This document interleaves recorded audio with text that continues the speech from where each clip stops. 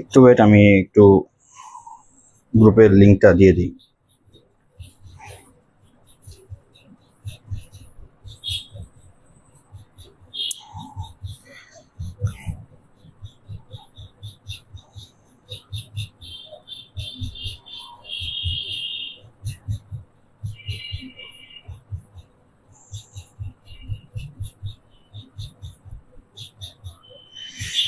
সবাইকে একটু মেনশন করে দিই, একটু ওয়েট।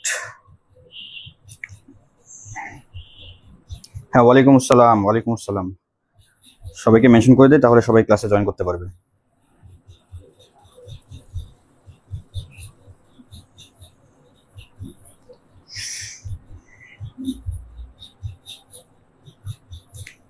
প্রচুর গরম।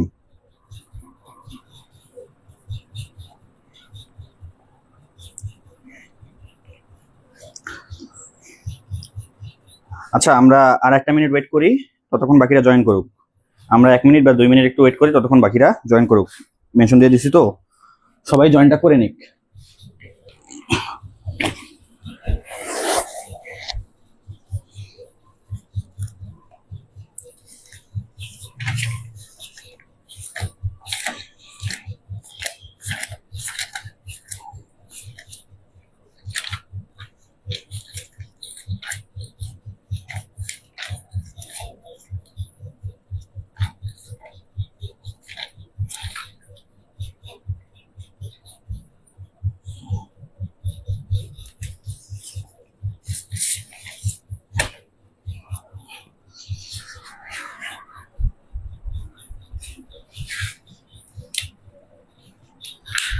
আচ্ছা, কি বলছো?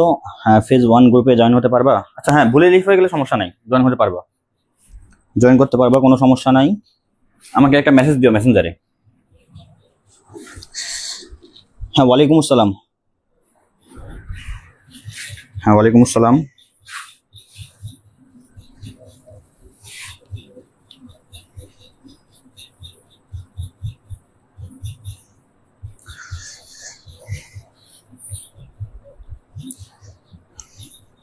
যে পরিমাণ গরম আসলে। আচ্ছা, নির্ঝর আহসান, আমাকে মেসেঞ্জারে একটা মেসেজ দিও ফেজ 1 নিয়ে আর কি। আচ্ছা, আমি ফার্স্টে তোমাদের কি একটা কথা বলি। আজকে যেহেতু ফেজ 2 ফার্স্ট ক্লাস, তো আমাদের আসলে সিস্টেমটা এরকম ভাবে চলতেছে। আমাদের ফার্স্টে বেসিক যাদের ক্লিয়ার নাই, মানে আমরা বেসিকে কি কি ক্লাস করছি সেটা তো আমরা জানি, মানে কি কি টপিকের উপরে, পাইরাকম নীতি, মানে যেটাকে বলা হয় পিজন প্রিন্সিপাল, কম্বিনেশন পারমুটেশন, তারপরে প্রবাবিলিটি, সিরিজ নিয়ে কাজ করছি, মানে ধারা নিয়ে কাজ করছি বা ক্লাস করছি আর কি। তারপর আর কি কি ছিল আমাদের, ইকুয়েশন ছিল, তারপর সম্ভাবনা ছিল, তারপর নাম্বার থিওরি ছিল, জ্যামিতি ছিল। তো এই যে টপিকগুলো আছে, যেগুলো নাম আমি বললাম, এগুলো আমাদের মানে বারবার এই টপিকগুলো আমাদের রিপিট হয়। মানে ধরা যায় যে 10টা কোশ্চেনের মধ্যে 8টা কোশ্চেন এই টপিকের মধ্যে থাকবে, মানে এইগুলো টপিকের মধ্যে থাকবে, এরকম আর কি। আমরা ওই অনুযায়ী কমন যে থিওরিগুলো আছে বা কমন যে টপিকগুলো আছে, আমরা ওইগুলো কিন্তু প্র্যাকটিস করছি। তো কিছু কিছু টপিক আছে দেখা যায় যে মানে একদম রেয়ার আসে, মানে খুব একটা আসে না, এক্সেপশনাল। সো যে জিনিসটা কমন আসে, তুমি সেক্ষেত্রে মার্ক তোলার বেশি চেষ্টা করবা, তাই না? তো এই জন্য আমরা কমন টপিক নিয়ে আমরা বেসিক ক্লাস করছি। তো যারা শুধুমাত্র প্রবলেম সলভিং করবা, তাদের জন্য কিন্তু সমস্যা হবে, কারণ বেসিক তোমার যদি ক্লিয়ার না থাকে, তাহলে প্রবলেম সলভিং করে আসলে তুমি বুঝতে পারবা না বেশি একটা, কারণ কোন জিনিসটা কেন হচ্ছে, কিভাবে হচ্ছে, এই জিনিসটা তোমার বেসিক। তো এটা তোমার অবশ্যই ক্লিয়ার রাখতে হবে। এবং এরপর আমরা যে ফেজ 1 করলাম, তো ফেজ 1 এর মধ্যে যে ক্লাসগুলো করছি আমরা, 12টা ক্লাস, তার মধ্যে 10টা আমাদের প্রবলেম সলভিং ক্লাস, 2টা এক্সাম ছিল এবং এক্সামের সলভ ক্লাস ছিল। তো এই সেম ক্যাটাগরিতেই আমরা ফেজ 2 এবার আমরা ক্লাস করব। এবং ফেজ 2 তে অনেকে নতুন জয়েন করছো, বাট কথা হলো যে বেসিক তোমার যদি ক্লিয়ার থাকে কোনো সমস্যা নেই, বেসিক তোমার করতে হবে না। কিন্তু ফেজ 1 এর মধ্যে আমরা যে ম্যাথগুলো করছি বা যে টাইপের ম্যাথগুলো করছি, ওই টাইপের ম্যাথগুলো আমাদের অন্যান্য কোনো ফেজের মধ্যে আসবে না। এটা আমি কমেন্টের পোস্টের মধ্যেও বলে দিয়েছিলাম, ক্যাপশনের মধ্যে, যে যে ম্যাথগুলো আমরা ফেজ 1 এ করছি সেটা আমরা ফেজ 2 তে করবো না, বা অন্য কোনো ফেজও কখনো থাকবে না। আমাদের সবসময় নতুন নতুন ম্যাথ থাকবে, নতুন নতুন চিন্তাধারা ম্যাথ থাকবে। সো যারা ফেজ 2 করলা বা ফেজ 3, 4, 5 এগুলো সব করলা, কিন্তু ফেজ 1 যদি মিস করো, তাহলে দেখা যাবে যে ফেজ 1 এর যে প্রশ্নগুলো ছিল, এগুলো কিন্তু দেখা যাবে তোমাদের মধ্যে, মানে তোমরা ওইটা প্র্যাকটিস করতে পারলা না, বা ওই টাইপের ম্যাথ তো আমি এখানে আবার করাবো না, কারণ এক টাইপের ম্যাথ যদি আমি বারবারই করাই, তাহলে কি লাভ হইলো? আমরা সবসময় চেষ্টা করবো নতুন নতুন ম্যাথ করার। তো ফেজ 1 এ আমি যেটা গুনে দেখলাম, আমরা হলো 46টা ম্যাথ করছি। সো সিমিলারলি এটার আশেপাশে আমরা এখানেও ম্যাথ করবো, মানে অ্যাটলিস্ট আমাদের আসলে টার্গেট আছে অলওয়েজ 40+ ম্যাথ করা, এক্সামের কোশ্চেন সহ, ঠিক আছে? সো দেখা যাক এখন। হ্যাঁ, মোটামুটি সবাই জয়েন করছে। হ্যাঁ, ওয়ালাইকুম আসসালাম। সো আজকে আমরা প্রথম প্রশ্নে চলে যেতে পারি। আচ্ছা, তো ফার্স্ট প্রশ্নে যাওয়ার আগে আমি চিন্তা করতেছি আসলে কঠিন দিব না সোজা দিব। তো আমাদের ফেজ ওয়ানের লাস্ট ক্লাসে, মানে লাস্ট ক্লাস তো মানে 12 নম্বর ক্লাসে তো আমাদের সলভ ক্লাস ছিল, সলভ ক্লাস না 11 নম্বর ক্লাসে আমি লাস্টের দিকে একটা থিওরি বুঝাইছিলাম যে কোনো সংখ্যা, যে কোনো দুটো সংখ্যা, ধরো যে কোনো দুটো সংখ্যা চিন্তা করো, একটা 5 আর ধরো যে 5 বাদ দাও, তুমি ধরো 6 একটা সংখ্যা, এটা তোমার কত দিয়ে বিভাজ্য? 2 দ্বারা বিভাজ্য। 6 কি 2 দ্বারা বিভাজ্য না? সো এটাকে আমরা লিখতে পারি 2/6, এভাবে লিখতে পারি, শিখাইছিলাম আমি। এটাই বোঝাই হলো 6 কে 2 দ্বারা ভাগ করলে ভাগশেষ 0, এটা বোঝায়। আচ্ছা, 2 দ্বারা আরেকটা সংখ্যা চিন্তা করো, 8, চিন্তা করো 8। সো 8 কে 2 দ্বারা ভাগ করলে ভাগশেষ 0 বোঝায়। এটা কি বোঝায়? 2/8, এটা বোঝায় আর কি। এটা হলো আমাদের ভাজ্য, এটা হলো ভাজক। সো এটা দিয়ে এটাকে ভাগ করতে হবে, আর ভাগশেষ 0 বোঝায়। আচ্ছা, এই দুটা যদি হয় তো আমাদের মেইন সংখ্যা কি 6 আর 8। তাহলে আমরা বুঝতে পারবো এই যে এখানে কত দিয়ে ভাগ করতেছি, অলওয়েজ 2 দ্বারা ভাগ করতেছি না? তো এই 2 দ্বারা আসলে এই 6 + 8, অথবা তুমি উল্টা পাশে লিখলে ভালো হয় 8 + 6 অথবা 8 - 6, 8 + 6 অথবা 8 - 6, তুমি প্লাস দাও অথবা মাইনাস দাও, যেটা দাও না কেন যোগফল অথবা বিয়োগফল 2 দ্বারা বিভাজ্য হবেই হবে। কি বললাম? যদি কোনো সংখ্যা 2 দ্বারা বিভাজ্য হয়, 2 এর জায়গায় অন্য কিছু হতে পারে, 3 দ্বারা, 4 দ্বারা, 5 দ্বারা। সো মোট কথা কোন একটা সংখ্যাকে একটা নির্দিষ্ট কোনো সংখ্যা দ্বারা যদি বিভাজ্য হয় মানে ডিভিজিবল বাই এই যে এত, মানে ভাগশেষ 0, রিমাইন্ডার 0, এটা বোঝাচ্ছে। সেম ওই সংখ্যা দিয়ে আরেকটা সংখ্যাকে ভাগ করলে যদি ভাগ করা যায়, তাহলে এই দুটো সংখ্যার যোগফল অথবা বিয়োগফল দ্বারাও তুমি যদি এই সংখ্যা দুটো ভাগ করো, মানে এই 2 দ্বারা ভাগ করো অথবা যে সংখ্যা থাকবে ওটা দ্বারা ভাগ করো, ভাগশেষ 0 হবে। এটা আমি লাস্টে বুঝাইছিলাম, লাস্ট ক্লাসে বুঝাইছিলাম 11 নম্বর ক্লাসে। হ্যাঁ, ওয়ালাইকুম আসসালাম। সো 11 নম্বর ক্লাসে আমরা এইটুকু লাস্টে শিখছি না, এইটুকু জাস্ট শিখছিলাম। তো এইটার উপর একটা ম্যাথ করবো আমরা, যারা আগের মানে ক্লাস করছো আর কি, তারা এটা অবশ্যই পাবা, বাট তারা যেন পাও এটা, এবং এই থিওরিটা দিয়ে কিন্তু ম্যাথটা। সো চিন্তা করবা যে কি হতে পারে। সো আমি লিখতেছি কোশ্চেনটা, একটা পূর্ণ সংখ্যা, মানে নতুন যারা আছো তারা তো অবশ্যই চিন্তা করবো। আমাদের সিস্টেমটা বলি, আমি একটা ম্যাথ দেবো এখানে, দেন তোমাদেরকে 3-4 মিনিট বা যতক্ষণ লাগে, আসলে তোমরা সলভ করতে যতক্ষণ লাগাবা, বেশি আবার দেওয়া যাবে না টাইম, কারণ আমাদের অন্য ম্যাথগুলো সলভ করতে হবে। সো একটা কোশ্চেন দেওয়ার সাথে সাথে আমি তোমাদেরকে কোশ্চেন বলবো, বুঝাই দিব, দেন তুমি কোশ্চেন প্র্যাকটিস করা শুরু করে দিবা। মানে জাস্ট সলভ করার চেষ্টা করবা এবং সলভ করে সেটা কমেন্টে বলবা, অ্যান্সার দেওয়ার চেষ্টা করবা। তোমার অ্যান্সারটা ঠিক হয়েছে না ভুল হয়েছে সেটা আমি জানাবো পরে। আর তারপরে আমি কিন্তু আবার নিজে সলভ করে দেবো। তোমার সলভ একরকম হতে পারে, আমার সলভ আরেক রকম হতে পারে, তোমাকে দুটাই শিখতে হবে। মানে দুটাই তোমার জানা থাকলে আরো ভালো, একটা ম্যাথের সলভ তুমি আরেকটা ম্যাথের মধ্যে কাজে লাগাতে পারবা। আচ্ছা, একটা পূর্ণ সংখ্যা কি বলছে? একটা পূর্ণ সংখ্যা n এর জন্য, একটা পূর্ণ সংখ্যা n এর জন্য আগের যারা আমার স্টুডেন্ট আছো তাদের কিন্তু এটা অ্যান্সার অবশ্যই দিতে হবে, ভুল দেওয়া যাবে না, কারণ তোমাদের এটা পাওয়া উচিত। 5n + 16, যেহেতু আসলে এই টাইপের ম্যাথ আমাদের এখনো হয়নি, তো এই জন্য একটা ম্যাথ এখন করতেই হবে। আমরা প্রত্যেকটা টাইপের একটা করে ম্যাথ করব। আচ্ছা, n এর জন্য 5n + 16 এবং 8n + 23, 8n + 23, আচ্ছা 23 না তো 29 আর কি, 29 এর এক অপেক্ষা বড়, গ্রেটার দ্যান 1, এক অপেক্ষা বড়, এক অপেক্ষা বড় একটি সাধারণ উৎপাদক আছে, মানে একটা ফ্যাক্টর আছে আর কি। একটি,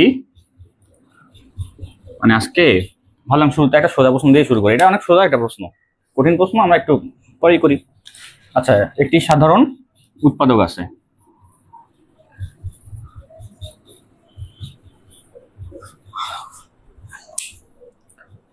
আচ্ছা সাধারণ উৎপাদকের মান কত?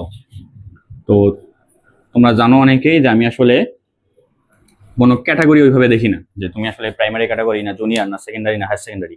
আমি মেইনলি আসলে যে জিনিসটা বলি সেটা হলো, তুমি আমার ক্লাসগুলো যদি, মানে বেসিক ক্লাসের কথা যদি বলি বা প্রবলেম সলভিং এর ক্লাস যেটাই বলি না কেন, তুমি যদি তোমার বেসিক যদি ক্লিয়ার থাকে বা বেসিক ক্লাস যদি তুমি করো, মনোযোগ দিয়ে যদি করো, একদম ভালো করে বুঝে শুনে যদি করো, নিজে নিজে একটু মাথাটা খাটাও, বোঝার চেষ্টা করো, তাহলে তুমি প্রাইমারি ক্যাটাগরি হও, যে ক্যাটাগরি হও, তুমি প্রাইমারি ক্যাটাগরি হলে জুনিয়র, সেকেন্ডারি এগুলো সলভ করতে পারবা। হয়তো সব পারবা না, কারণ সব তো আর তোমার জ্ঞানের মধ্যে নাই, বাট অনেকগুলো কোশ্চেন তুমি সলভ করতে পারবা। কারণ তোমাকে আমি এই যে প্রাইমারি জুনিয়র, তোমরা যারা এখন যারা ক্লাস করতেছো, তোমাদেরকে আমি কম্বিনেশন পারমিটেশন একদম সুন্দর করে শিখাই দিছি বেসিক ক্লাসে। ইনফ্যাক্ট ওটার আমরা ম্যাথ দিলেও কিন্তু তোমরা পারো। অনেকে বলতে কি এটা পারা উচিত, কঠিন হলে তো সেটা আলাদা ব্যাপার, কঠিন হলে সবার জন্যই কঠিন, বাট একটা যদি সিম্পল একটা ম্যাথ দেই, এটা কিন্তু যারা ক্লাস করছো তারা ভালো করে পারবা। তাহলে এই যে মানে কম্বিনেশন পারমিটেশন, এটা কলেজের একটা সিলেবাস, মানে কলেজের সিলেবাসের একটা ম্যাথ বা একটা টপিক, বা একটা অধ্যায়, পুরো একটা অধ্যায় 5 নাম্বার অধ্যায় আছে কলেজের সিলেবাসে, সেই জিনিসটা তোমরা প্রাইমারি ক্যাটাগরি হয়ে পারো বা জুনিয়র ক্যাটাগরি হয়ে পারো, এটা কি কম? এটা কিন্তু অনেক কম মনে করিও না, এটা অনেক বিশাল ব্যাপার। যে জিনিসটা ওই সময়কার স্টুডেন্টরাও বুঝতে অনেক কষ্ট ফিল করে, মানে ওদের বুঝতেও অনেক কষ্ট হয়, সেটা তোমরা এখন ইজিলি পারো। সো এটা তাহলে ওই সময় যাওয়ার পর তুমি চিন্তা করো তখন তাহলে আর কতটা অ্যাডভান্স হয়ে যাবা। সো এটা আসলে এখন থেকে এগুলো শেখা উচিত, আমি যেটা মনে করি। মানে এগুলো তোমার কখনোই, মানে প্রাইমারি ক্যাটাগরিতে কখনোই কম্বিনেশন আসবে না, কিন্তু জুনিয়র ক্যাটাগরিতে আসবে। এখন কথা হলো প্রাইমারি ক্যাটাগরি আমি আগে থেকে শিখাই এই জন্যই, কারণ তুমি এখন যতটুকু শিখতে পারো, তুমি একটু উপরে ওঠো, দেন দেখবা যে এর চেয়ে আরো ভালো করে শিখতে পারবা। কিন্তু তখন যদি তুমি কেবল শুরুটা করো, তখন তোমার কোন লেভেল থাকলো? ওই যে নিচের থেকে 0 লেভেল থাকলো। এখন যদি 10%ও শিখে থাকো, ওটা তোমার তখন 10% থেকে আপগ্রেড হবে। আর এখন যদি তুমি 0 লেভেলে থাকো, তখনও যদি 0 লেভেলে থাকো, তাহলে 0 লেভেল থেকে আপগ্রেড হবে। তাহলে কোনটা সুবিধা? অবশ্যই 10% আগে থেকে আগে থাকলে ভালো না? তো আমি এটা চিন্তা করি। যাই হোক, তো যেটা বললাম, সাধারণ উৎপাদকের মান কত? সো আমি প্রশ্নটা একবার পড়ি। বলছে একটা পূর্ণ সংখ্যা n, জাস্ট একটা ইন্টিজার নাম্বার n এর জন্য 5n + 16 এবং 8n + 29 এর এক অপেক্ষা বড়। মানে এখানে দুটা সমীকরণ দেওয়া আছে, এখানে n এর মান আমাদের বসাইতে হবে, বাট এখানে ম্যাথের ক্ষেত্রে বসাইতে হবে তা বলতেছি না। বা জিনিসটা এমন যেখানে যে n এর মান আমরা ইন্টিজার নাম্বার বা পূর্ণ সংখ্যা n টা নিচ্ছি, এখানে বসাবো এবং এখানে বসাবো, তো দুটো সংখ্যা পাবো, তাই না? তো এর এক অপেক্ষা বড় মানে গ্রেটার দ্যান 1, একের চেয়ে বড় একটা কমন ফ্যাক্টর থাকবে বা সাধারণ উৎপাদক থাকবে। যেমন এই যে আমাদের 8 আর 6 ছিল না, 8 আর 6 এদের কমন ফ্যাক্টর কে? 2। 2 দ্বারা এটাকেও ভাগ যায়, 2 দ্বারা এটাকেও ভাগ যায়। সেই রকম বলছে যে এটা একের চেয়ে বড় হবে, এরকম একটা কমন ফ্যাক্টর থাকবে, ওই ফ্যাক্টর বা ওই উৎপাদকের মানটা কত। সো এটা তোমাদের বলছে, এটা পারা উচিত। আমি একটু আগে কিন্তু মানে জিনিসটা থিওরিটা বললাম যে দুটো সংখ্যা যদি একটা নির্দিষ্ট কোনো সংখ্যা দ্বারা বিভাজ্য হয়, তাহলে কি হয়? তাদের যোগফল অথবা বিয়োগফল দ্বারাও কি হবে? বিভাজ্য হবে। জাস্ট এখানে একটা ট্রিক্স আছে, সেই ট্রিক্সটা আমি তোমাকে এখন বলবো না, সলিউশন করার সময় বলবো। আপাতত তুমি নিজে মেধা খাটাও, বুদ্ধি খাটাও যে কিভাবে সলিউশন করা যাবে।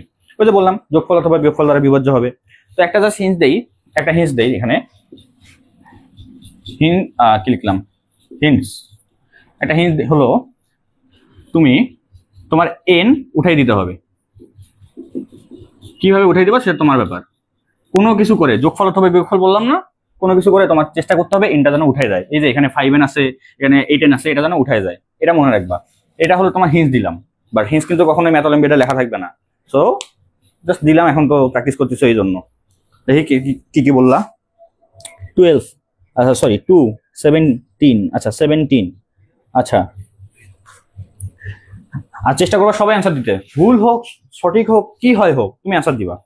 মানে চেষ্টা করে যদি অ্যান্সার আসে তুমি সেটাই দিয়ে দিবা, ওটা ভুল না সঠিক তোমার জানা তো কোনো দরকার নেই, কারণ তুমি এখানে প্র্যাকটিস করতেছো। সো প্র্যাকটিস অবশ্যই করতে হবে। তুমি যদি অ্যান্সার না দাও আমি কিভাবে বুঝবো যে তুমি প্র্যাকটিস করতেছো? সো এই জন্য আসলে অ্যান্সার দিবা, যে কোনো প্রশ্ন করলেই সেটার অ্যান্সার দেওয়ার চেষ্টা করবা। আচ্ছা 17 না, অ্যান্সার রিমুভ করার আসলে দরকার নেই, তোমার অ্যান্সারটা ভুল হইলে তোমাকে তো আর কেউ কিছু বলবে না, ভুল হতেই পারে, এখানে তো শিখতে আসতেছো, এখানে ভুল হইলেও কোনো সমস্যা নাই, মেইন জায়গায় ভুল না হলেই হলো।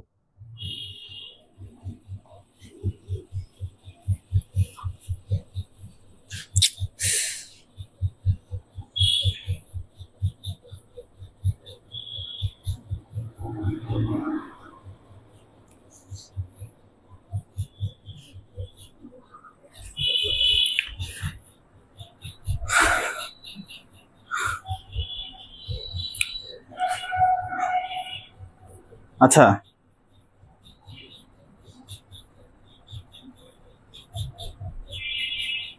দেখো, এই টাইপের ম্যাথ যখনই আসবে, জাস্ট যে এইরকম করে আসবে এমনটা না, অন্য কোনো ভাবে আসতে পারে, বা যেভাবে আসুক তুমি যদি বুঝতে পারো যে জিনিসটা এইরকম, তাহলে তোমাকে মেইন কাজটা হইলো এই যে এনটাকে কোনোভাবে ভ্যানিশ করে দেওয়া। এখন তুমি বলো তো, আমি কি বলছিলাম যে দুটা সংখ্যার যদি একটা সাধারণ কমন ফ্যাক্টর বা কমন উৎপাদক থাকে, সাধারণ একটা উৎপাদক থাকে, মানে যেটা দিয়ে এটাকেও ভাগ যায় এটাকেও ভাগ যায়, ভাগ যায় মানে কি ভাগশেষ 0 হয়ে যাবে ভাগ করলে।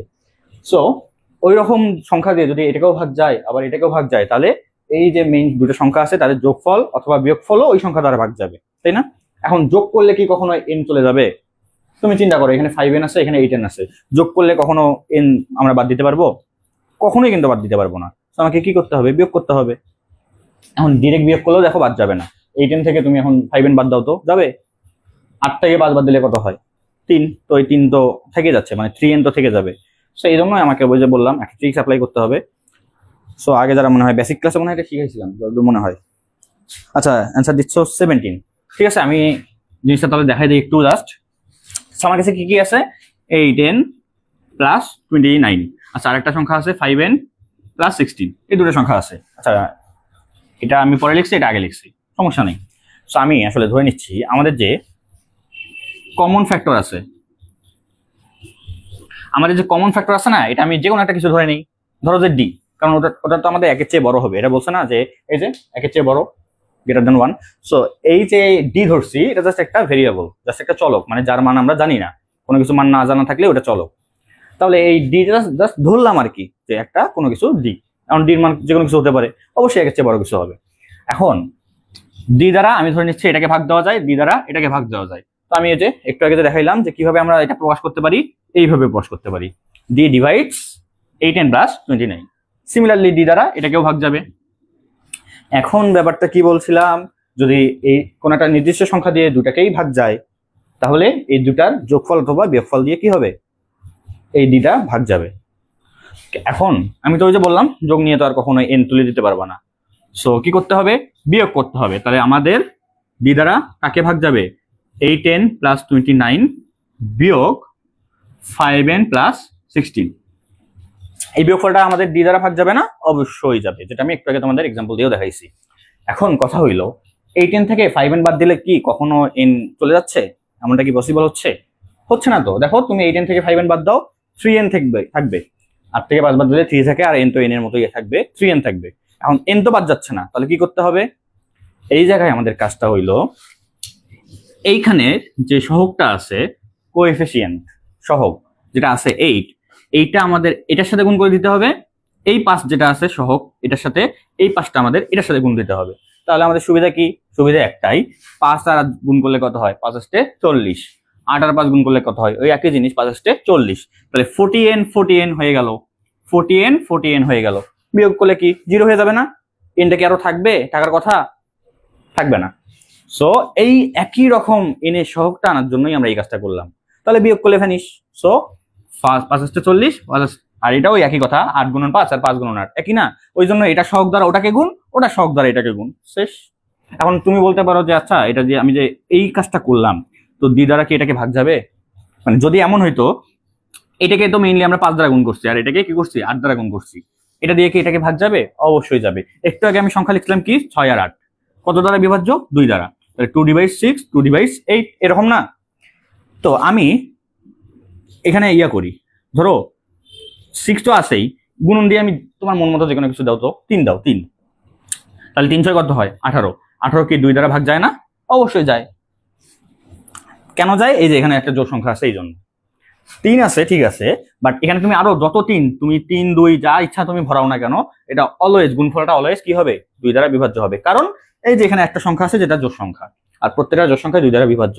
সো আমি কোনো কিছু গুণ করলে কখনো কোনো সমস্যা নাই, গুণ করলে কখনোই আমাদের বিভাজ্য যাবে না, এমনটা কখনোই হবে না।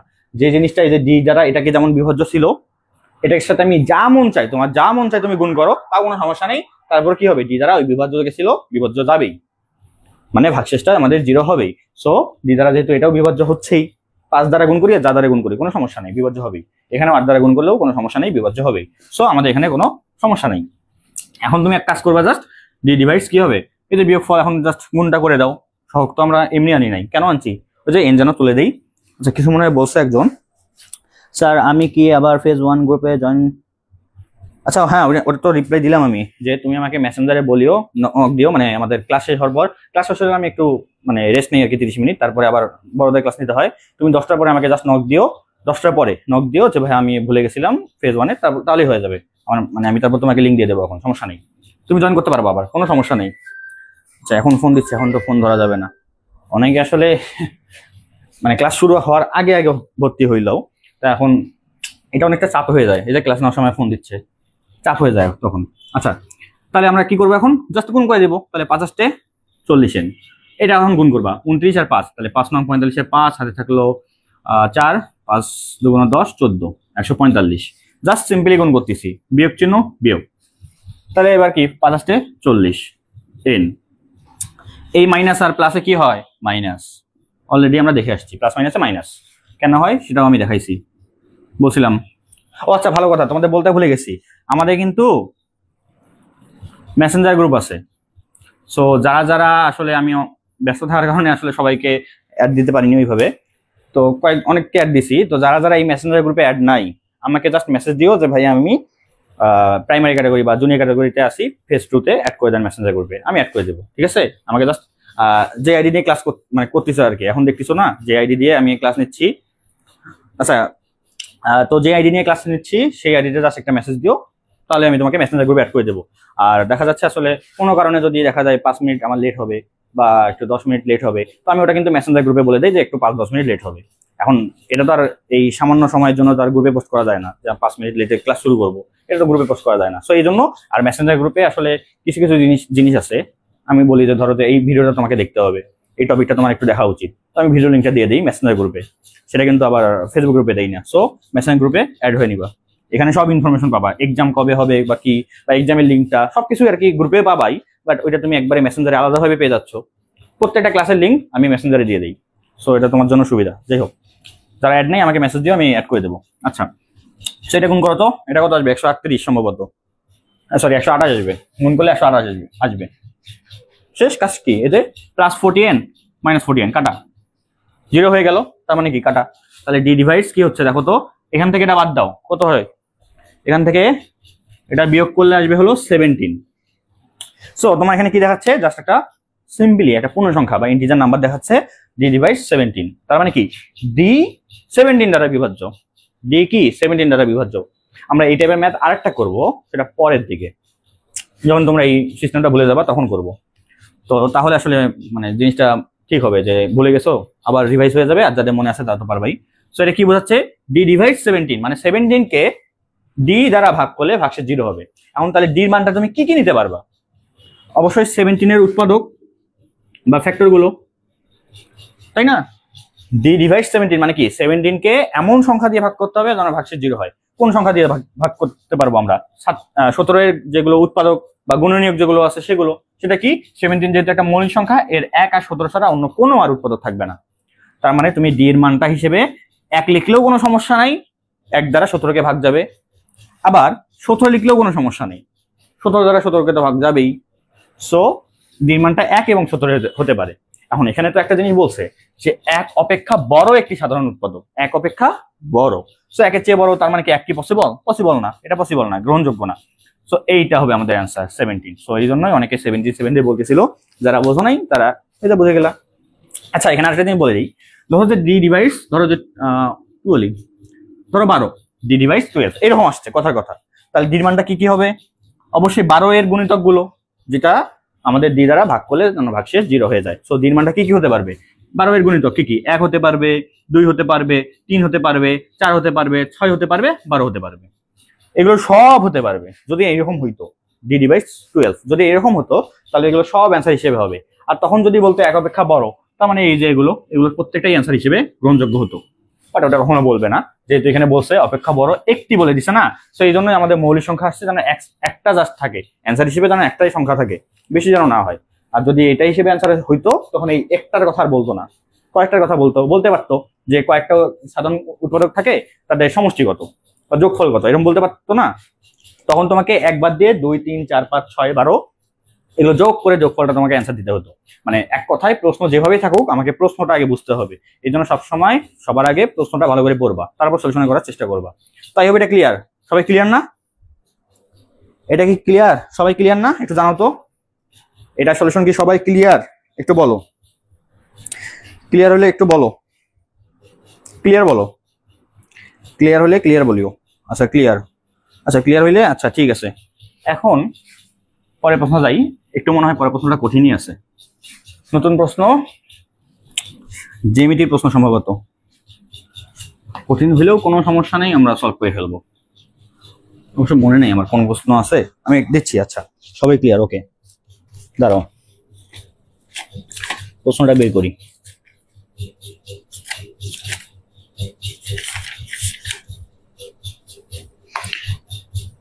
হ্যাঁ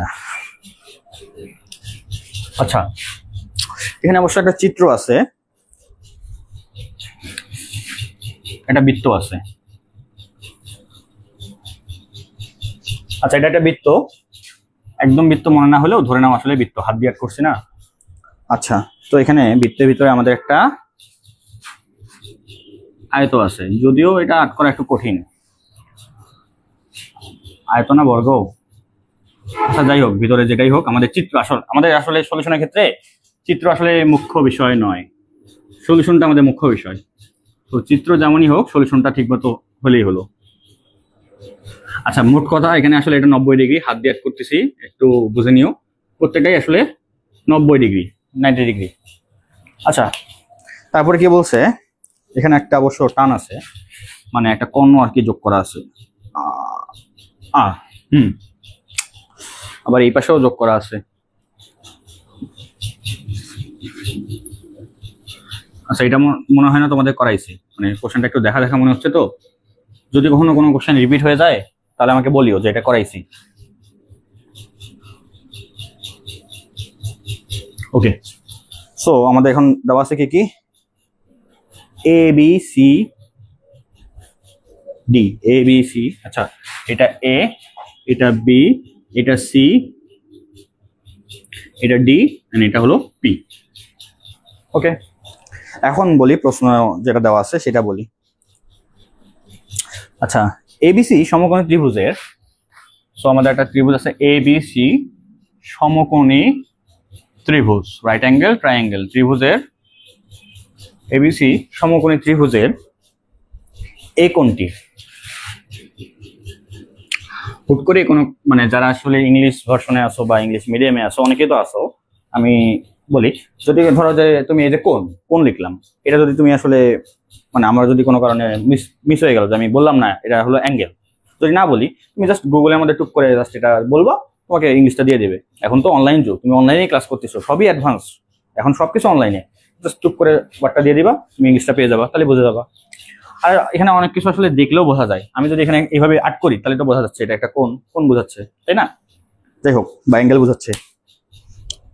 আচ্ছা, তাহলে এবিসি সমকোণী ত্রিভুজের এ কোণটি সমকোণ, মানে 90 ডিগ্রি, সমকোণ, কি লিখলাম, সমকোণ, রাইট অ্যাঙ্গেল। ওকে, সমকোণ। তারপর বলছে এ থেকে বিসি এর উপর অঙ্কিত লম্ব, এ থেকে বিসি এর, আমি প্রথমটা লেখা শেষ করি, তারপরে কোশ্চেন অনুযায়ী মিলাই দেব। বিসি এর উপর অঙ্কিত লম্ব পারপেন্ডিকুলার, লম্ব, অঙ্কিত লম্ব কোনটা, লম্ব বিসি কে ডি বিন্দুতে সেট করে, বিসি কে ডি বিন্দুতে বা ডি পয়েন্টে সেট করে। আচ্ছা, দেন আবার এটা মিশে গেল। আচ্ছা, সেট করে এডিসি এর পরিবৃত্তের উপর, এডিসি এর পরিবৃত্তের উপর, আমি প্রশ্নটা লেখা শেষ করি, পরিবৃত্তের উপর পি একটি বিন্দু, জানো পি একটি বিন্দু যেন সিপি লম্ব বিসি হয়। আচ্ছা, আমি আরেকটা জিনিস বলে রাখি, সবাই কিন্তু প্রশ্ন নোট করবা। তুমি আগের যে ক্লাস করছো বা আগের যারা ক্লাসে ছিলা, তারাও আগের প্রশ্ন, মানে আগের যত কিছু ক্লাস হয়েছে, যত কিছু হয়েছে, তুমি সব নোট করবা, এই প্রশ্নগুলো নোট করবা, সলিউশনগুলো নোট করবা, এক কথায় নোট করবা। তাহলে এই প্রশ্নটা তুমি আজকে তোমাকে সলিউশন করে দিলাম, তুমি কালকে ভুলে যাবা, বা পরশুদিন, বা দেখা গেল মনে আছে, ঠিক আছে, এক সপ্তাহ এক মাস পর দেখবা ভুলে যাবা। সেই জন্যই যেন দেখলে যেন মনে পড়ে যায়, বারবার তো প্র্যাকটিস করতে হবে। তুমি ম্যাথ অলিম্পিয়াড তো প্র্যাকটিসের মধ্যে দিয়ে তোমাকে যেতে হবে। আমি এই প্রশ্ন করাইলাম বা আমি এরকম 1000টা প্রশ্ন করাইলাম, মানে যে এই না যে তুমি পাবা, তুমি তখনই পাবা যখন তুমি প্র্যাকটিস করবা, তাছাড়া পাবা না। ঠিক আছে, সবাই নোট করবা। আজানটা দিচ্ছে, আজানটা দেখ, আমি কোশ্চেন লেখা শেষ করি।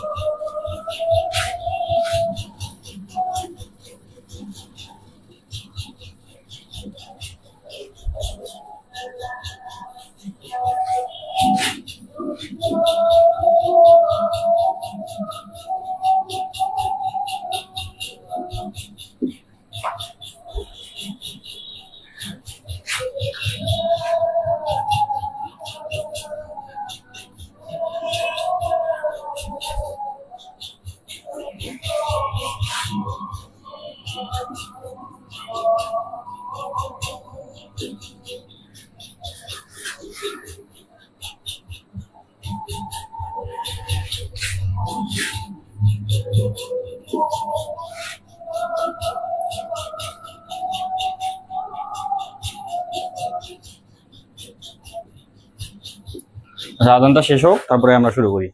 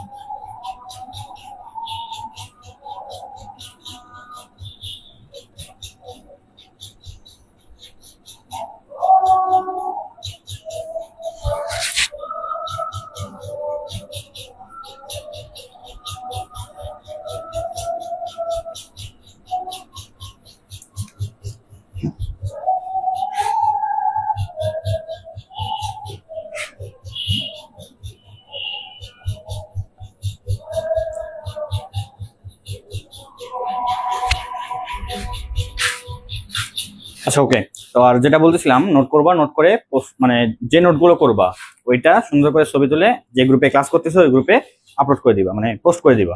আর এই গ্রুপটা তোমাদের সবসময় থাকবে, তোমরা যে কোনো সময় ক্লাস দেখতে পারবা, কোনো সমস্যা নাই। কিন্তু একটা জিনিস হলো, এই যে ক্লাসটা করাইলাম 1 ঘন্টার ক্লাস, তো পরবর্তীতে তুমি যখন নোটটা দেখবা তখন তোমার দেখতে কতক্ষণ লাগবে? 10 মিনিট। যে কোশ্চেনগুলো করাবো দেখতে 10 থেকে 15 মিনিট লাগবে। তো 10 থেকে 15 মিনিটের জায়গায় তুমি যদি 1 ঘন্টার ক্লাস আবার করতে দাও তাহলে তোমার জন্য ওটা ঝামেলা না? এই জন্য নোট করবা, নোট করে পোস্ট করে রাখবা। যদি তোমার কোনো কারণে খাতাটা নষ্ট হয়ে যায়, হারায় যায়, তারপর তোমার পোস্টটা তো থাকবে, তুমি কিন্তু গ্রুপ থেকে পোস্টে দেখিয়া তুমি আবার এই কোশ্চেনগুলো দেখতে পারবা, মানে তোমার জন্য সুবিধা হবে যে এক জায়গায় সেফ আছে। আচ্ছা, তো এখানে যেটা বলছে, প্রশ্ন যাই আমরা, এবিসি সমকোণী ত্রিভুজের এ কোণটি সমকোণ। আচ্ছা এ বি, আচ্ছা কই এ বি সি, এই এবিসি, এই যে ত্রিভুজটা আছে এবিসি, একটা কি ট্রায়াঙ্গেলটা আছে না, তো এটা এই কোণটা সমকোণ, মানে এইটাও 90 ডিগ্রি। আলাদা করে তো উপরেরটা 90 ডিগ্রি আছেই, বাট এখানে এটাও 90 ডিগ্রি ত্রিভুজটার, মানে এই কোণটা 90 ডিগ্রি অ্যাঙ্গেল বা 90 ডিগ্রি কোণ। আচ্ছা, তা বলছে এ থেকে বিসি এর উপর অঙ্কিত লম্ব, তাহলে এ থেকে বিসি এর উপর অঙ্কিত লম্ব পারপেন্ডিকুলার, এই যে লম্বটা আছে সেটা কি বলছে? বিসি কে ডি বিন্দুতে সেট করে। তাহলে এই বিসি কে ডি পয়েন্টে কি করছে? সেট করছে, মানে জাস্ট টাচ করছে বা ক্রস করে গেছে। তো এখানে ক্রস করে না, এখানে মেইনলি টাচ করছে, ওইটাই আর কি সেট করছে। তো ডি পয়েন্টে সেট করছে এবং বলছে যে এডিসি এর পরিবৃত্তের উপর এ ডি সি, এই যে এডিসি ত্রিভুজ চিহ্ন দেই একটা, ত্রিভুজ এডিসি এর পরিবৃত্ত, পরিবৃত্ত কোনটা ছিল আরেকবার রিমাইন্ড করি। যদি একটা ত্রিভুজের এই যে 3টা পয়েন্ট আছে না, এই কানিতে কানি, এই যে শীর্ষবিন্দুতে 3টা পয়েন্ট আছে না, এই 3টা পয়েন্ট দিয়ে যদি কোনো একটা বৃত্ত আঁক করতে পারি আমরা, তাহলে এটাকে বলা হচ্ছে পরিবৃত্ত। কি বলা হয়? পরিবৃত্ত। যদি এই যে ত্রিভুজের ধরো যে এইখানে একটা পয়েন্ট, এখানে একটা পয়েন্ট আর এখানে একটা পয়েন্ট, এই 3টা পয়েন্টকে কেন্দ্র করে যদি আমি একটা বৃত্ত, মানে এখানে তো আর ওইভাবে আঁক করা যাচ্ছে না, আমি তো আর একদম মেপে মেপে আঁক করে নেই, আমি তো জাস্ট হাত দিয়ে আঁক করলাম, তো এই জন্য একটা বৃত্ত মনে হচ্ছে না, ধরে নাও বৃত্ত। তো 3টা পয়েন্ট, অ্যাকচুয়ালি 3টা পয়েন্টই থাকবে। সো ভিতরের 3টা পয়েন্টকে কেন্দ্র করে যদি আমি একটা বৃত্ত আঁক করি, এটাকে বলা হয় অন্তর্বৃত্ত। কি বলা হয়? অন্তর্বৃত্ত। আমি লিখে দিই একটু, হ্যাঁ, এটা পরিবৃত্ত, জাস্ট রিমাইন্ড করে দিচ্ছি, পরিবৃত্ত, এটা অন্তর্বৃত্ত। অন্তর্বৃত্ত আর একটা আছে হলো, এই যে একটা ত্রিভুজ, ধরো এটা বাড়াই দিলা, ধরো এটাও বাড়াই দিলা, মানে কোন একটা ত্রিভুজ দুটা বাহু কি করলা? বাড়াই দিলা। এই পাশে হতে পারতো, এই পাশে হতে পারতো, মানে যে কোনো পাশে হোক, আমি ইচ্ছা করলাম এই পাশে বাড়াই দিলাম। তো এখানে একটা পয়েন্ট ধরে নাও, এখানে একটা পয়েন্ট আর এখানে একটা পয়েন্ট ধরে নাও। তো এই 3টা পয়েন্টকে কেন্দ্র করে যদি আমি একটা বৃত্ত আঁক করি, তো এই বৃত্তটাকে বলা হয় ত্রিভুজের বাইরে না, তো এটাকে বলা হয় বহির্বৃত্ত। মানে ত্রিভুজের বাইরে হলে বহির্বৃত্ত, ভিতরে হলে অন্তর্বৃত্ত। অন্ত মানে ভেতর, বহি মানে বাহির, আর এটা হলো পরিবৃত্ত, চারপাশ দিয়ে। ওই যে পরিসীমা মানে কি? পরিসীমা মানে এই চারপাশের কি বলে? যোগফল বলে না, বাহুগুলোর যোগফল চারপাশের। সিমিলারলি পরিবৃত্ত মানে কি? বাহির দিয়ে আসলে চারপাশ দিয়ে ঘেরা আমাদের কি থাকবে? একটা বৃত্ত থাকবে। তো বুঝলা? এখানে বলছে পরিবৃত্ত, তাহলে কোনটা বলছে? ADC. So A D C, দেখো 3টা বাহুর শীর্ষবিন্দু দিয়ে একটা বৃত্ত গেছে, তো এটাই আমাদের কি? পরিবৃত্ত অবশ্যই। তাহলে পরিবৃত্তির উপর পি একটি বিন্দু, এই যে পি একটা বিন্দু যেন সিপি লম্ব বিসি হয়। কি এটা কি লম্ব চিহ্ন, পারপেন্ডিকুলার চিহ্ন, ঠিক আছে? সিপি লম্ব বিসি হয়, তাহলে সিপি লম্ব বিসি হয়, তাহলে এই সিপিটা বিসি এর উপর কি হয়? লম্ব, এই যে লম্ব হয়। ওকে, আবার এপি ইকুয়াল টু এডি বলছে, তাহলে এই এপি আর এডি এই দুটার কি দৈর্ঘ্য সমান, লেন্থটা সেম। বিপি কে বাহু ধরে অঙ্কিত বর্গের ক্ষেত্রফল। সো আমি যদি এই যে বি আর পি, আচ্ছা বি আর পি তো আমাদের এখানে বলে দিছে, তো আমি এটা যোগ করে দিই, একটা বিপি অ্যাড করে দিলাম আর কি, একটু এলোমেলো লাইনটা, আসলে হাত দিয়ে আট করা একটু ভেজাল আসলে। আচ্ছা বিপিটা যোগ করা আছে, একদম স্ট্রেট লাইন, একটু বাঁকা হইলেও সমস্যা নেই, এখানে স্ট্রেট লাইন। সো আমি যদি বিপিটা যোগ করি, তাহলে এখানে কি বলছে? বিপি কে বাহু ধরে অঙ্কিত বর্গ। ধরো যে বিপিটা কতটুকু, এই যে ধরো এইটুকু, তাহলে আমি যদি এখন একটা বর্গ আট করি, বর্গ আট করা তো পসিবল না, এখানে অনেক বড় হয়ে যাবে। তো আমি যদি একটা বর্গ আট করতাম, তাহলে ওই বর্গের ক্ষেত্রফল হইতো 320। কি হইতো? ক্ষেত্রফল 320 হইতো, 320 বর্গ একক। সো ক্ষেত্রফল আসলে এখানে আমাদের সূত্র কি ছিল? বর্গের বাহু গুণন বাহু, এটা ছিল ক্ষেত্রফলের সূত্র। একটা বাহু এ হলে আরেকটা বাহু এ, এ আর এ মানে এ স্কোয়ার। এটা মানে কি বোঝায়? দুটো এ এর গুণফল, এগুলো আমরা আগে জানিয়ে এসেছি। সো একটা বাহুর ক্ষেত্রফলের সূত্র হল এ স্কোয়ার। যদি একটা বাহু আর কি এ হয়, তাহলে ক্ষেত্রফল কি হবে? এ স্কোয়ার। সো ওই রকম আর কি, জিনিসটা এরকমই, যে অঙ্কিত বর্গের ক্ষেত্রফল 320, মানে এইটার মানটা দেওয়া আছে 320, এরকম আর কি। যাই হোক, তোমরা তো সলভ করবাই, আমিও তো সলভ করে দেবই, কোশ্চেনটা বুঝাই দিচ্ছি আর কি। ক্ষেত্রফল হলো 320 বর্গ একক। যদি হয় এবিসি এর ক্ষেত্রফল কত, মানে আমাদের এ বি সি এইটুকু অংশের ক্ষেত্রফলটা কত বা এরিয়া কত, এটা চাইছে। আচ্ছা, অনেকে মনে হয় অ্যান্সার দিছিলা, কত বললা? 460 হয়নি। আচ্ছা, আমি এখনই না বলি যে আসলে, সরি 640 বলছো, আমি ভুলে 460 বলছি, উল্টা বলছি। যাই হোক, সমস্যা নেই, আমি এখনই অ্যান্সার না বলি, প্রত্যেকে অ্যান্সার দাও, তারপরে আমি হলো সলিউশনটা করে দিব যে কি হইলো। ঠিক আছে, না সবাই ট্রাই করো, আমি তারপরে দিয়ে দিচ্ছি, তারপর আমি করে দিচ্ছি আর কি। ট্রাই করো এখন।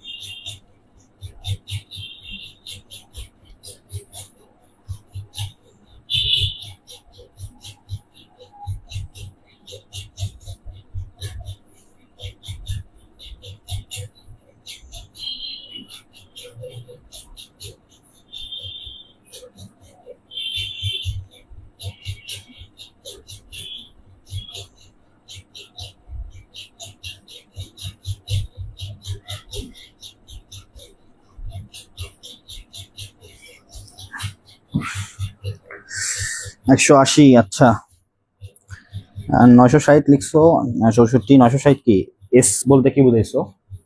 স্কয়ার ইউনিট মনে হয়। না, তুমি চিন্তা করো আসলে কি হতে পারে।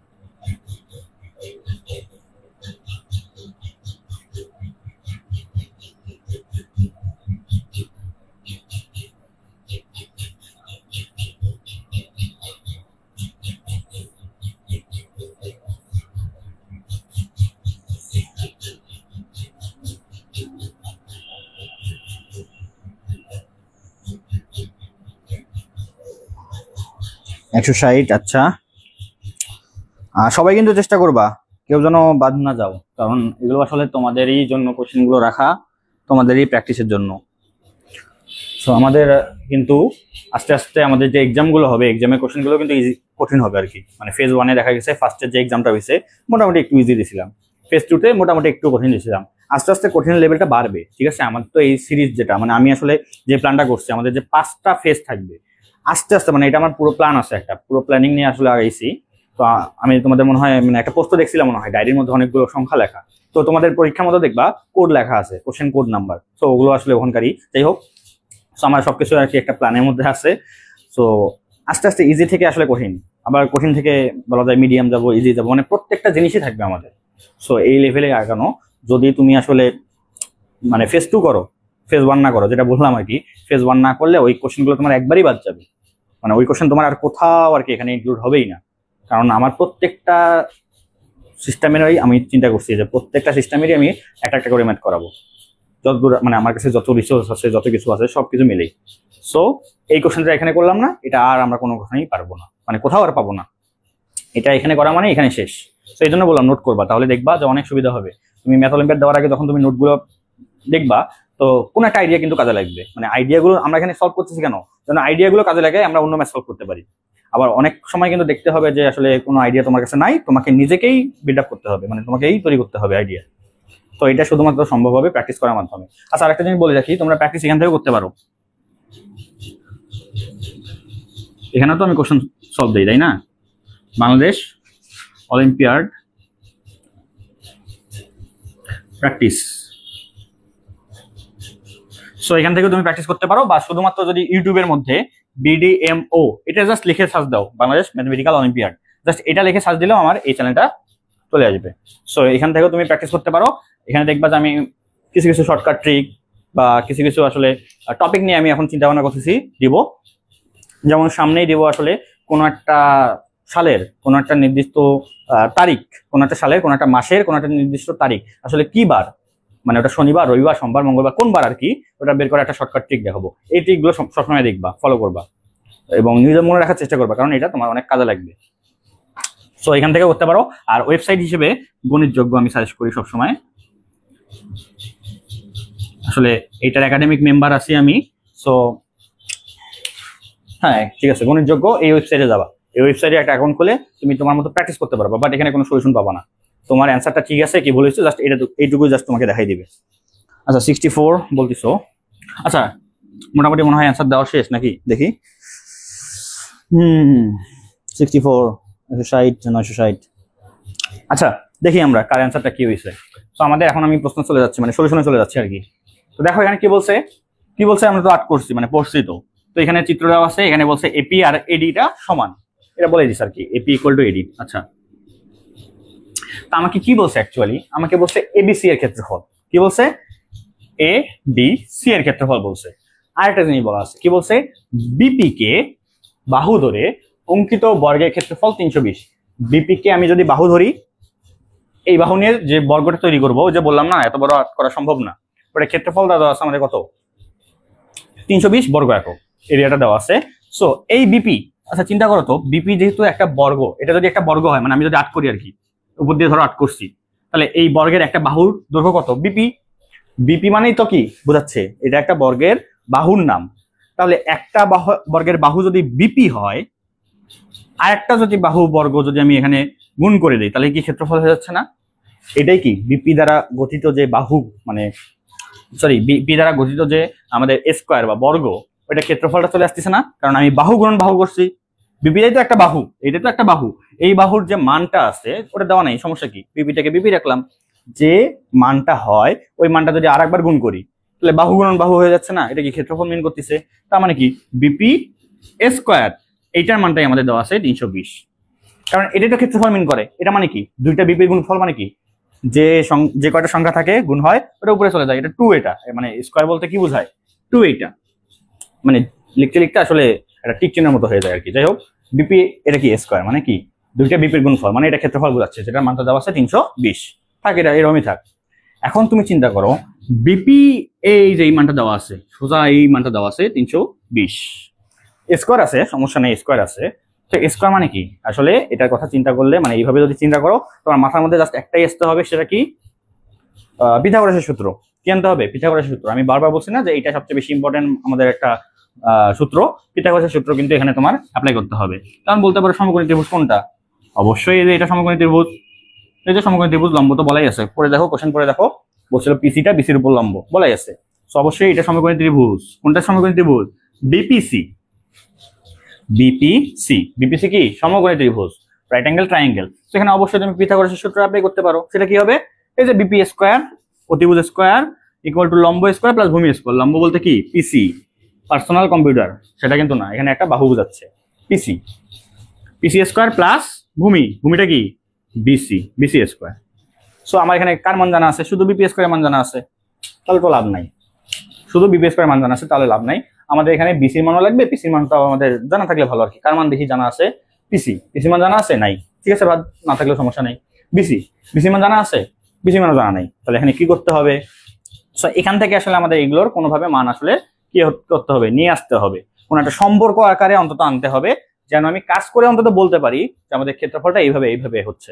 মানে আসলে ব্যাপারটা হলো বাহুর মানগুলো যদি আলাদা করে আমরা বের করতে পারি, কোনোভাবে যদি বের করতে পারি এই সম্পর্ক থেকে, তাহলে আমরা ইজিলি ক্ষেত্রফল বের করতে পারবো। এই যে ক্ষেত্রফলের সূত্র কি? হাফ গুণন ভূমি গুণন উচ্চতা। সো আমি যদি ভূমিটা বের করতে পারি, উচ্চতা বের করতে পারি, আমার কি আর কিছু লাগবে? লাগবে না। সো এখান থেকে আমি কি করতে পারি? দেখো তো, পিসি লাগবে, বিসি লাগবে, এই দুটো লাগবে। এখন পিসি কোথায়? এই যে পিসি, এই যে পি থেকে সি পর্যন্ত, এটা পিসি। সো এটা ধরে নাও তুমি এক্স ধরে নিলাম আর কি, কিছু নাই মানে তো আমি একটা কিছু ধরে নেব। এখন তুমি ওটা এক্স ওয়াই জেড এবিসি যা ইচ্ছা ধরতে পারো, সমস্যা নেই, আমি মন চাইলে এক্স ধরলাম, একটা ভেরিয়েবল জাস্ট নিলাম। এখন এখানে তোমার একটা জিনিস জানতে হবে, সেটা হলো যেহেতু এইটা আমাদের মানে এ, আচ্ছা বলো তো, এই যে এ ডি সি পি, এখানে লিখি এ ডি সি পি, এটা কি আয়ত না বর্গ? এটা কি হবে? আয়ত না বর্গ হবে? এটা আয়ত না বর্গ হবে? এটা আয়ত না বর্গ হবে? অবভিয়াসলি সব সময় কি হবে? এটা বর্গই হবে, এটা আয়ত না। এটা কিন্তু কি হবে না? আয়ত হবে না।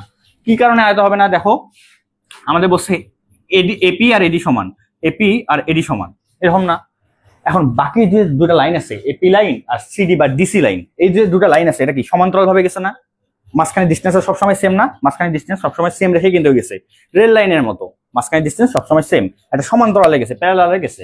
সো এটা সমান্তরাল করে যদি আমি এইদিকেও আট করি, এবং এইটা যতটুকু গেছে এটা তো ততটুকুই যাবে, কারণ এটা এটা সেম, মান সেম, ইকুয়াল বলে দেওয়া আছে কোশ্চেনে। দেখিও তুমি, এই যে এখানে এপি ইকুয়াল টু এডি বলাই আছে। আবার উপর নিচে যেটা আসছে, এটাও লম্ব, এটাও লম্ব, বা এখানেও লম্ব, এই যে এইভাবে আসছে, এটা তো সমান্তরালে আসছে। তাহলে এটা সমান্তরালে এখানে আসলে কি? এটা কি একটা বর্গ? এটা সমান এটা, এটা সমান এটা হয়ে যাচ্ছে না? মানে আয়ত যদি চিন্তা করো, আয়তের বিপরীত বাহুগুলো কি পরস্পর সমান? তো এটা সমান এটা, এটা সমান এটা, আবার এটা সমান এটা, মানে কি সবাই সবার সমান হয়ে গেল। এক কথা এটা একটা বর্গ হয়ে যাবে। এটা এটা এটা এটা সবই সমান। এটা এক্স মানে কি? এটাও এক্স, এটাও এক্স, এটাও এক্স, সবই এক্স, ঠিক আছে? এটা ভিতরটা একটা বর্গ হয়ে যাবে। আচ্ছা, যদি বর্গ হয়, বর্গে যদি আমি একটা কোণ জাস্ট আমি আট করে দিই, যদিও মেলে নাই আর কি, যাই হোক সমস্যা নাই, কোণ যদি আটও করি, মনে রাখো একটা বর্গের কি এটা 90 ডিগ্রি না? পুরোটা 90 ডিগ্রি। সো আমি একটা বর্গের 90 ডিগ্রিকে, এই যে 90 ডিগ্রিকে দুটো ভাগে সমান ভাগে ভাগ করে দিচ্ছি। দুটো মাঝখান দিয়ে, এটা মাঝখান দিয়ে যাবে না? অবশ্যই মাঝখান দিয়ে তো যাবে, কোণ একটা আট করলে কি হয়? মাঝখান দিয়ে যাবে। এইটা বর্গটাকে দুটো ভাগে ভাগ করে দিছে, সমান ভাগে ভাগ করে দিছে, অবশ্যই এটা মাঝখান দিয়ে যাবে। সেখানে তো 90 ডিগ্রি ছিল, ওটা দুটো ভাগে ভাগ হয়ে যাবে, একটা হলো 45 আর এটা হলো 45, মানে 90 কে 2 দ্বারা ভাগ করো 45 করে পাবা। সো 45 যোগ করলে 90 হয়। বাট এই কোণটা কি হচ্ছে? দুটা ভাগে ভাগ করে দিছে। সিমিলারলি এই যে আমাদের এটা বর্গ, এই 90 ডিগ্রি থেকে দুটা ভাগে ভাগ করে দিছে। এই কোণটার মান হবে বা এই অ্যাঙ্গেলটার মান হবে 45, এই অ্যাঙ্গেলটার মান হবে 45, ঠিক আছে? ওকে, এখন হয়ে গেল তো কমপ্লিট। আচ্ছা, এটা এরকম থাক, হ্যাঁ বর্গ হবে অবশ্যই। আচ্ছা, সো এটা এখানে লিখে দিই, হ্যাঁ এটা একটা বর্গ বা স্কোয়ার। আচ্ছা, সো বুঝলো তো 45 কেন হইলো সেটাও বুঝলা। এখন আসো, এখানে আমাদের কি জানি একটা বলছে, দেখো একটা কোণের মান কি জানি বলছিল, দাঁড়াও, বি এ সি, এই যে কোথায় জানি দেখলাম এই কোণটা 90 ডিগ্রি, কই বললো রে? এবিসি সমকোণ ত্রিভুজ, এই যে এই কোণটি হলো সমকোণ, এই কোণটা হলো কি সমকোণ, এই কোণটা 90 ডিগ্রি বলছে না? কোন ত্রিভুজে? এবিসি ত্রিভুজ। এবার কি এই যে এই ত্রিভুজটার মধ্যে এইটা হলো 90 ডিগ্রি বলছে, এই যে এখানকার এই কোণটা 90 ডিগ্রি বলছে। তার মধ্যে এখানে একটা পার্ট আছে, এই যে একটা লম্ব আছে আর কি, এই যে এডি, এডি লম্ব, এটা ধরো এ, এটা বি, এটা সি, এটা হলো ডি, মানে সেম, এটা জাস্ট কাটে আনছি আর কি। সো এখানে কিন্তু 45 আমার কিন্তু অলরেডি লেখা আছে, 45 কিন্তু অলরেডি এই যে লেখাই আছে এটা। সো বাকিটা দেখো তো, এটা পুরোটা যদি 90 হয়, এইটুকু 45, তাহলে এইটুকু কত? পুরোটা 90, এই পুরো অংশটা 90, এই পুরো অংশটা 90, এখানে এইটুকু হলো 45, তাহলে এইটুকু কি হবে? 90 থেকে 45 বাদ দিলে যেটা হয় সেটা। সো এটাও দেখো 45ই হয়, কারণ 40/45 যোগ করলে কত হয়? 90 হয়। সো এই কোণটা যেহেতু আমাদের 90 ডিগ্রি, এইটুকু অলরেডি 45 আছে, বাকি 45 তাহলে মানে এখানে আছে বাকি 45, কারণ এই 45 যোগ করলে এই কোণটা 90 ডিগ্রি হয়ে যাবে। আবার এই 45 যোগ করলে ডিএপি এই কোণটা 90 ডিগ্রি হয়ে যাবে, কারণ ওটা বর্গ। সো দুটাই অ্যাকচুয়ালি 90 ডিগ্রি। তার মানে আসলে সবগুলো কি 45 ডিগ্রি করে, বুঝছো হিসাবটা? যদি একটা লম্ব হয়, লম্ব যদি ওইখানে আট করা ভালোভাবে হয় নাই, তো এটা 90 ডিগ্রি। তো আমার এখানে একটা দাগ আছে, এখানে 45 বলা আছে, তাহলে এটা কত হবে? 90, পুরোটা 90 যদি হয়, এইটুকু 45, তার মানে এইটুকু হবে 90 থেকে 45 বাদ দিলে যা থাকে ওটা, এটা হবে 90 - 45। সো সেটা অবশ্যই 45 হবে, মানে 90 থেকে 45 বাদ দিলে 45ই হয়। সো এটাও কিন্তু 45, তার মানে দেখলা সবগুলোই আসলে 45, জাস্ট 45 দিয়ে ভরা। আচ্ছা, এখন এটা বলতে পারো যে এটা কেন করলাম, ব্যাপার আছে এখানে। এখানে জিনিসটা যেটা শেখার সেটা হলো, ধরো এটা একটা সমদ্বিবাহু ত্রিভুজ। কি ত্রিভুজ? সমদ্বিবাহু ত্রিভুজ। যেটা বাহুর দুটা মানে যে ত্রিভুজের দুটা বাহু সমান সেটাকে বলা হয় সমদ্বিবাহু ত্রিভুজ। আচ্ছা, তো আমাদের এখানে জানতে হবে সমান সমান বাহুর বিপরীত কোণ দ্বয় সমান। আরেকটা জিনিস জানতে হবে হলো সমান সমান কোণের, ভালো করে লিখি একটু, কোণের বিপরীত বাহুদ্বয়, একটা আরেকটা উল্টা আর কি, সমান। জিনিসটা কি? সমান সমান বাহুর, এই যে সমান সমান বাহুর, এই দুটো বাহু সমান, সমান সমান বাহুর বিপরীত কোণ দ্বয় পরস্পর সমান। এই বাহুর বিপরীত কোণ এইটা, ধরে নাও এটা তোমার 30 ডিগ্রি, কথার কথা। এই বাহুর বিপরীত কোণ বা বিপরীত অ্যাঙ্গেল এইটা, অপোজিট অ্যাঙ্গেল এইটা, তো এটাও কি হবে? সমানই হবে, 30 ডিগ্রি হবে। এটা যদি 30 ডিগ্রি হয়, এটাও 30 ডিগ্রি হতে হবেই, ঠিক আছে? সমান সমান বাহুর বিপরীত কোণ দ্বয় কি হবে? পরস্পর সমান হবে। এটা বাহুর বিপরীত কোণ এটা, এটা বাহুর বিপরীত কোণ এটা, পরস্পর সমান হবেই হবে, ঠিক আছে? আবার কি বলছে? সমান সমান কোণের বিপরীত বাহুদ্বয় সমান।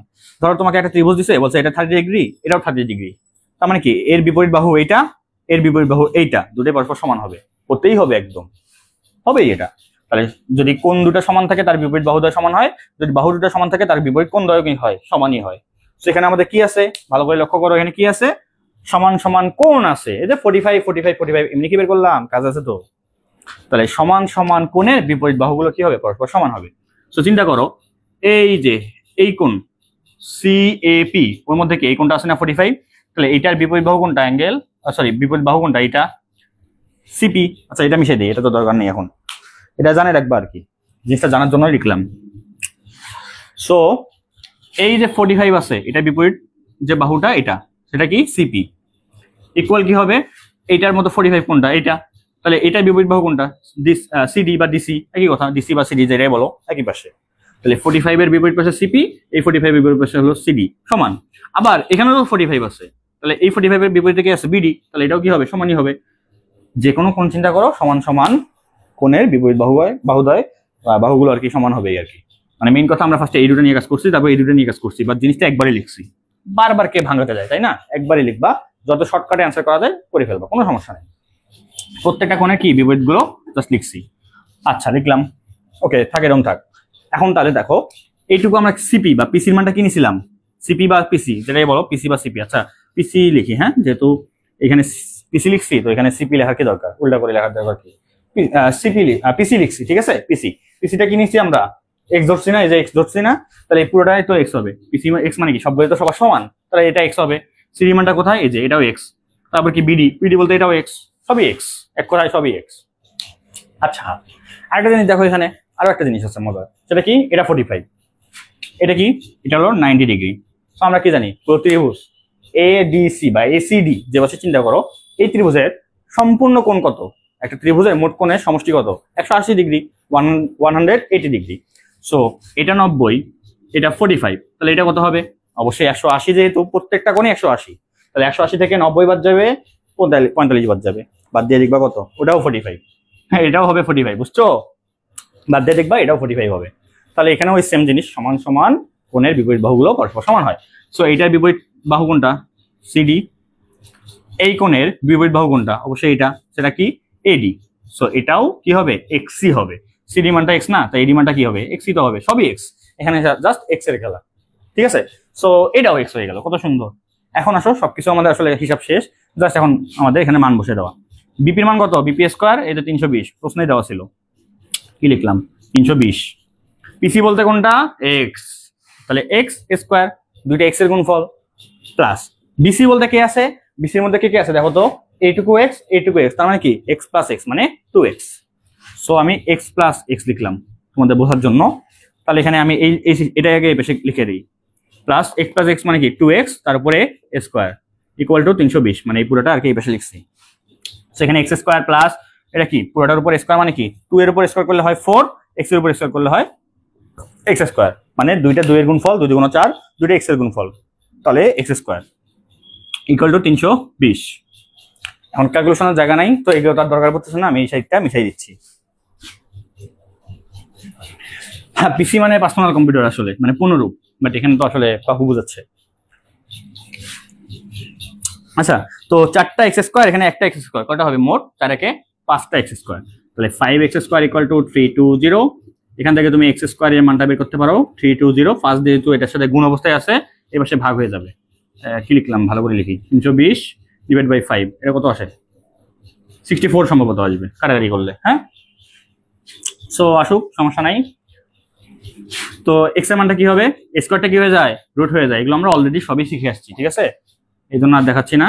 এক্স বলতে এখানে দুটা সংখ্যার গুণফল, 8 8 64 হয়, তার মানে রুটটা কি করবে? একটাকে খেয়ে ফেলবে, তাহলে এক্স ইকুয়াল 8। এগুলো পুরো বেসিক, ঠিক আছে, just simple calculation. So x এর মান 8 আছে তো আমাদের লাভ নাই, আমাদের তো আর এক্স এর মান চাই নাই। এক্স বলতে এখানে কোনো কোশ্চেনে কিছু বলাই নাই, আমরা তো এক্স ধরে নিছিলাম। আমাদের চাইছে এবিসি এর ক্ষেত্রফল কত। সো চলো এবিসি এর ক্ষেত্রফল বের করি। এখন তো মনে হয় সবাই পারবা, এখন তো পারা উচিত, মানে এখন সবারই পারা উচিত। সো এবিসি এর ক্ষেত্রফল ত্রিভুজ এ বি সি, তাহলে এটা ক্ষেত্রফলের সূত্র কি? হাফ গুণন ভূমি গুণন উচ্চতা। So half A B C, এই ত্রিভুজের ভূমি কোনটা? অবশ্যই বিসি, অবশ্যই বিসি হবে। আর উচ্চতা কি হবে? অবশ্যই লম্ব যেহেতু এটা এডি হবে। সো হাফ হাফের মতো থাকলো বিসির মান। বিসি কি হবে? এক্স প্লাস এক্স, এক্স এর মান কি 8, তার মানে ইকুয়াল টু 8, এটা ইকুয়াল টু 8, তাহলে 8 প্লাস 8 মানে কত? 16, 8 8 16। এডি, এডি বলতে কি? এটাও এক্স, এক্স মানে 8, সবই দেখছো, বললাম না এক্স এর খেলা। সো এডির মানটা হবে 8। সো কাটাকাটি করো, আসবে কত? 16, এটা কাটলে 8, 8 8 64। So this is the answer, 64 is the answer. হ্যাঁ, এখন তো পারে কথা 64, বুঝতে পারছো? ক্লিয়ার? হ্যাঁ হ্যাঁ 64 হবে এখন। Clear clear.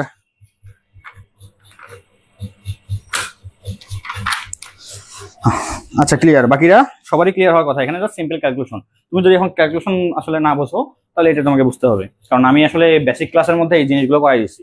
এই যেমন স্কোয়ারটা রুট হয়ে যায়, মানে অ্যাকচুয়ালি কি হয় সেটা তো বলছি, যে এখানকার টুটা ওই পাশে কি হয়ে যায়? পাওয়ারটা 1/2 হয়ে যায়। আর এই রুট মানে আবার ফির 1/2, মানে জিনিসগুলো অলরেডি দেখাই দিছি আমি, বেসিকেও দেখাই দিছি, প্রবলেম সলভিং এর সময়ও দেখাই দিছি, ফেজ 1-এও দেখাই দিছি। তো এই জন্য বললাম যে প্রত্যেকটা জিনিসই আসলে একটা একটার পরিপূরক বলতে পারো।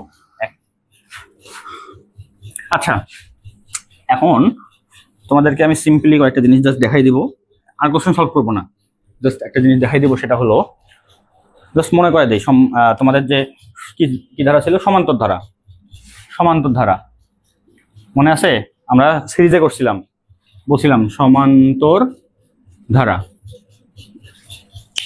এই যে সমান্তর ধারা কি বোঝায়? পার্থক্য, পার্থক্য, পার্থক্য নিয়ে আমাদের আসলে কাজ করে। যেমন 2 4 6 8 চলতে আছে এরকম একটা ধারা।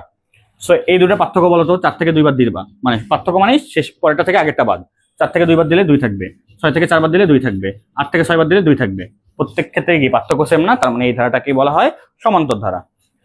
আচ্ছা, তো এটা সূত্র আছে অবশ্য, সমষ্টির সূত্র আছে একটা, সূত্র জাস্ট লিখে দিচ্ছি, লিখে দিছিলাম মনে হয়, আমি এত লিখে দিছিলাম মনে হয়, কি বলে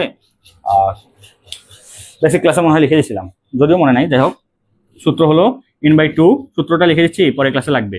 2a + n-1 × d, আমি বলে দেবো, সবই বলে দেবো, এটা চিন্তা করার দরকার নেই, কোনটাকেই বলে দেবো। আর এটা হলো n তম পদ, a + n-1 × d, সবই বলে দেবো, চিন্তা কোনো কারণ নাই, আমি লিখে ফেলি আর কি সূত্র। আর কি লাগবে? আরেকটা মনে লাগবে, কি দাও দেখি, ভুলে গেলাম, আরেকটা কি জানি লাগবে, পদ সংখ্যা সূত্র। আচ্ছা, এনতম পদ বা পদ সংখ্যা এটাকেই বলা হয়, এইটাকেই বলা হয় পদ সংখ্যা। বাট আমাদের নর্মাল একটা সূত্র আছে, সেটা হলো শেষ সংখ্যা বিয়োগ প্রথম সংখ্যা। মনে রাখবে, এগুলো মনে রাখতে হবে, কারণ কখন কোনটা কাজে লাগে। যেমন নেক্সট ম্যাথে আমাদের কাজে লাগবে। এটা পার্থক্য লিখে দিই, পার্থক্য শর্টকাট ভাষায় পার্থক্য যোগ এক। আচ্ছা, এটা বলো। আর একটা সূত্র আছে সমষ্টি সূত্র, এখানে লিখে দিই সমষ্টি। মানে এগুলো তো আমাদের জাস্ট মান টান বসায় সূত্র, আর এটা মানে এমনি আর কি সূত্র হলো প্রথম সংখ্যা যোগ শেষ সংখ্যা, গুণন দিয়ে লেখা লাগবে, জায়গা নেই। আচ্ছা, গুণনটা আমি একটু নিচে লিখি। হ্যাঁ, গুণন পদ সংখ্যা, জিনিসটা বুঝা দিব, সমস্যা নেই। পদ সংখ্যা ভাগ 2, ঠিক আছে। আমি এখন বুঝাই, দেখো এখানে এন বলতে কি বোঝায়? এন বলতে বোঝায় হলো মোট কতগুলো সংখ্যা আছে, যেটাকে কি বলবো, পদ সংখ্যা বোঝায়। বলে দিচ্ছি, দাঁড়াও। এন পদ সংখ্যা, এ হলো প্রথম পদ।